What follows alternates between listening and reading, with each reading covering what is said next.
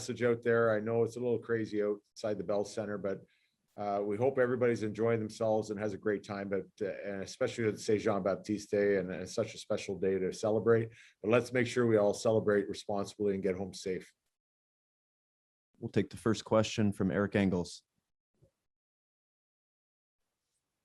Luke, I understand your focus will shift immediately to the final, but how do you put in perspective everything that your team has been through this year, whether it's, the COVID break, the coaching changes, the injuries towards the end, and backing into the playoffs to the Toronto series and Dom, the latest chapter of it? Is that all you got on the list, Eric? I think there's a lot more, but yeah. No, everything just seems to be going so fast right now. It's really fun to see the guys enjoying themselves in the dressing room. They deserve it. It's really heartwarming to see a group of guys that work that hard together. And I know every team's the same and says the same thing, but these guys are a special group and a really good mix. And it's hard to put into words how proud we are of them, but they deserve it. And they're not done yet. They still have fire in their eyes. They're already talking about it. So you're right. We are shifting our focus right away.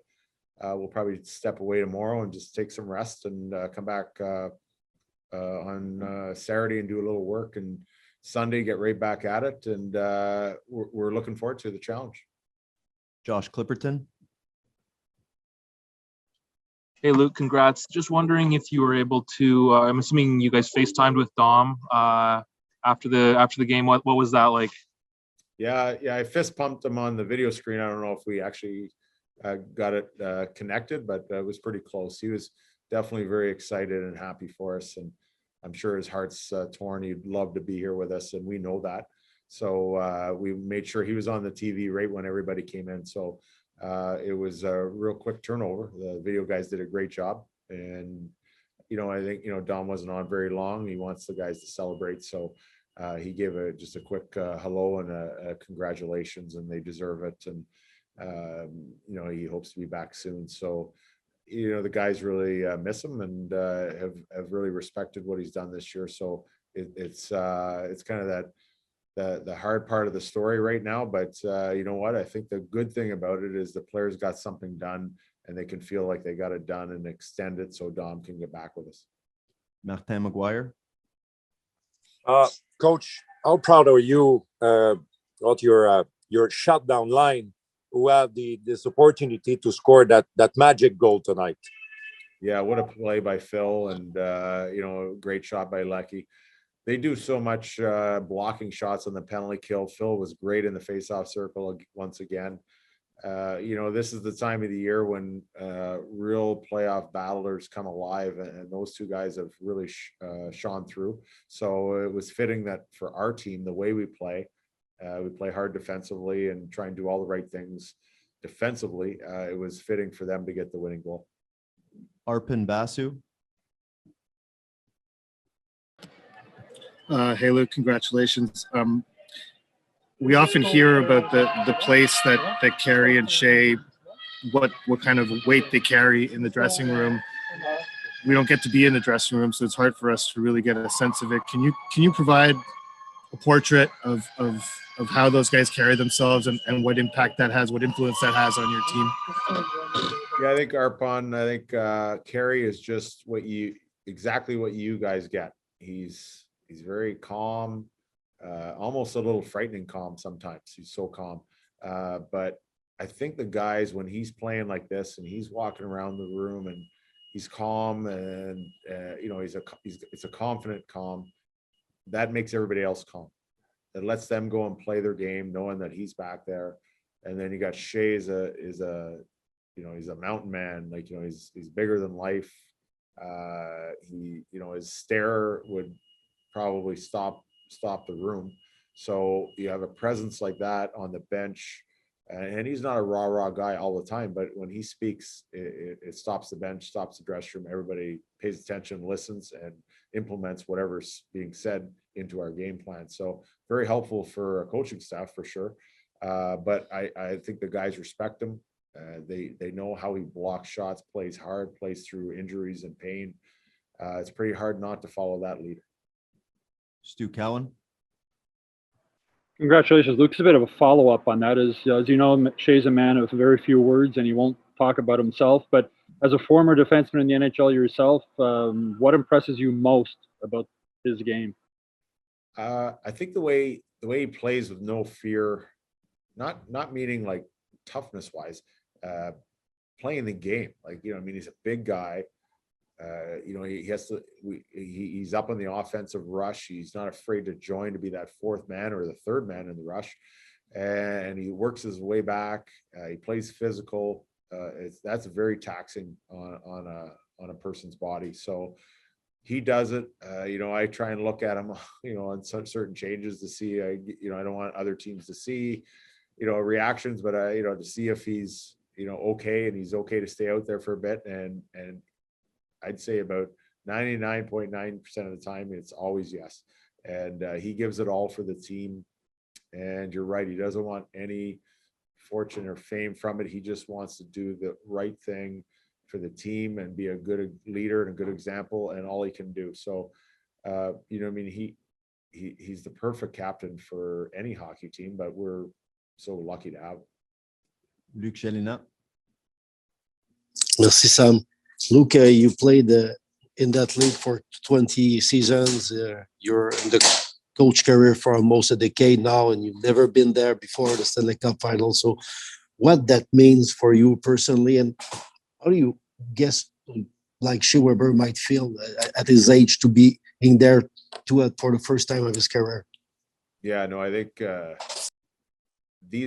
we had a meeting early in the playoffs, and I think Dom had Shea and Corey Perry and Joel Edmondson, maybe Jake Allen, a few guys that have and Eric Stahl that have been to the finals or won the cup, and how hard it is and how what it means, and Shea not being there, but being our leader speak, and just it really resonated, I'm sure, with the young guys that don't take it for granted that time goes by very fast, and it's really hard to get where we are now and where we're going.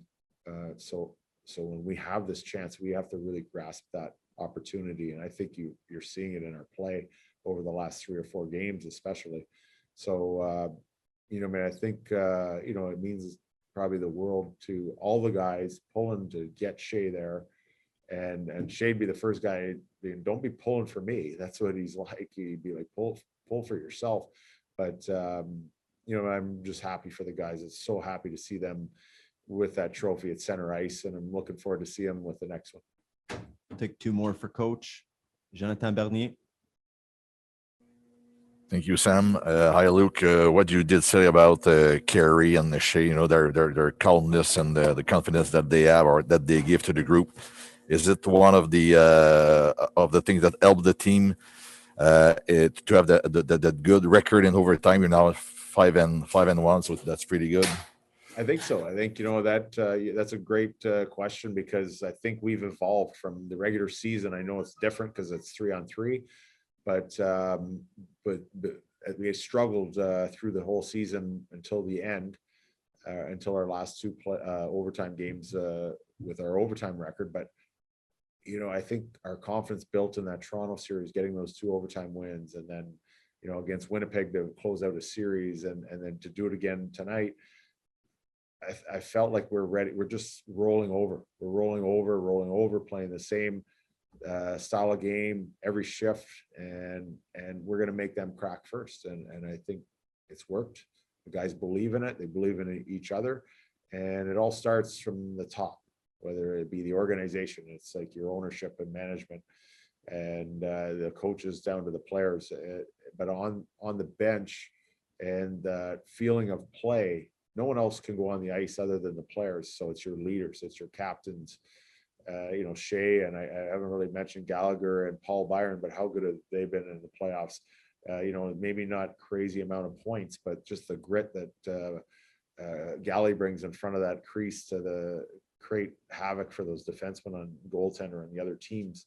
And Paulie's been some timely, unbelievable goals and great penalty killing, and his speed is really given fits to other teams' defense. So our captains, our leaders like Corey Perry and Eric Stahl that have come in, our 4 big D, I mean, all of that, you're just going to roll it all together. And then, you know, you got Tyler Toffoli coming in here and scoring goals. And then you got all our young centermen coming, and now Cole Caulfield. So, I mean, I could keep going forever, but you mix it all in, and we just have a perfect mix right now. And I think they're really feeling it. And you're right, those confidence builders in overtime, they're just going to multiply and grow. Take the last question from Mike Zeisberger.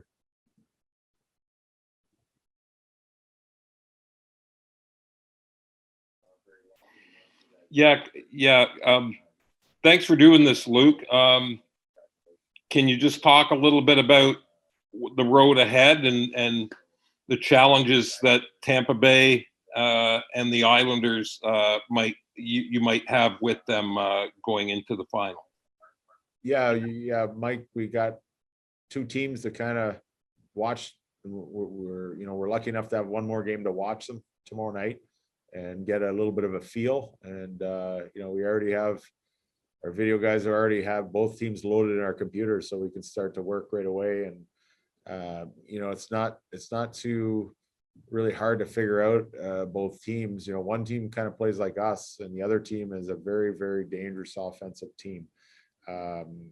You got to be very disciplined. You got to check harder than we even are now.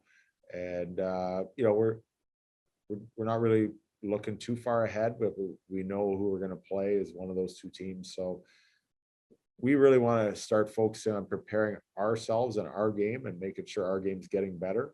But at the same time, we will look at obviously the video and watch the game tomorrow, and hopefully it goes 3 overtimes and tires them out, whoever it is, and that'll help us there too. But you know what, we're going to enjoy tonight and take tomorrow off, and we'll regroup again the next day and see who we got. Thanks for your time, Coach. Thank you.